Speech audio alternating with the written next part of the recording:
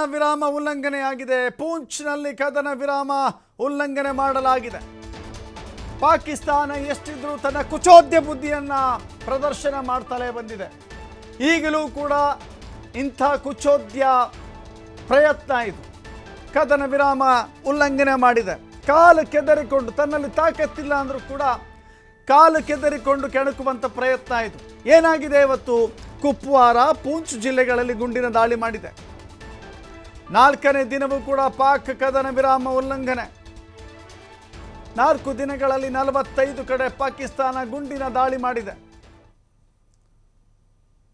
ಗಡಿ ನಿಯಂತ್ರಣ ರೇಖೆಯ ಯುದ್ಧಕ್ಕೂ ಪಾಕಿಸ್ತಾನ ಫೈರಿಂಗ್ ಮಾಡಿದೆ. ಪಾಕ್ ಸೇನೆಗೆ ತಕ್ಕ ಉತ್ತರ ಭಾರತೀಯ ಸೇನೆ ಕೊಡ್ತಾ ಇದೆ. LOCನಲ್ಲಿ ಪಾಕ್ ಅಪ್ರಚೋದಿತ ಗುಂಡಿನ ದಾಳಿ ಆಗಿದೆಯಲ್ಲ, ಇದಕ್ಕೆ ಪ್ರತೀಕಾರ ಭಾರತ ತೀರಿಸಿಕೊಳ್ಳುತ್ತೆ. ಯಾವಾಗಲೂ ಕೂಡ ಅಷ್ಟೇ, ಪಾಪದ ಕೊಡ ತುಂಬಲು ಬಂದಾಗ, ಪಾಪದ ಕೊಡ ತುಂಬಿದೆ ಅಂದಾಗ, ಅಥವಾ ಆ ದೀಪ ಇನ್ನೇನು ಆರುತ್ತೆ ಅಂದಾಗ ಜೋರಾಗಿ ಉರಿಯುತ್ತಂತೆ. ಹಾಗೆ ಪಾಕಿಸ್ತಾನ ಆರುವ ದೀಪ ಅದು. ಹೀಗಾಗಿ ಅದರ ಜ್ವಾಲೆ ಈಗ ಜೋರಾಗಿದೆ. ಯಾಕೆಂದರೆ ಇನ್ನೇನು ಕೆಲವೇ ಸಂದರ್ಭದಲ್ಲಿ, ಕೆಲವೇ ಸನ್ನಿವೇಶದಲ್ಲಿ ಇದು ಆರುವಂಥ ಹಂತದಲ್ಲಿದೆ. ಹೀಗಾಗಿ ಪಾಕಿಸ್ತಾನ ಉರಿಯೋ ಜ್ಯೋತಿ ಇದೆಯಲ್ಲ, ಅದು ಸ್ವಲ್ಪ ಹೆಚ್ಚಾಗಿ ಉರಿತಾ ಇದೆ. ಇನ್ನೇನು ಆರುವಂಥ ಹಂತಕ್ಕೆ ಬಂದಿದೆ. 26 ಜನರನ್ನು ಕೊಂದಂಥ ಆ ಪ್ರತೀಕಾರವನ್ನೇ ಭಾರತ ಇನ್ನೂ ಮರೆತಿಲ್ಲ. ಆ ದ್ವೇಷ, ಆ ರಾಕ್ಷಸ ಕೃತ್ಯವನ್ನು ಭಾರತ ಮರೀಲಿಕ್ಕೆ ಸಾಧ್ಯವೇ ಇಲ್ಲ.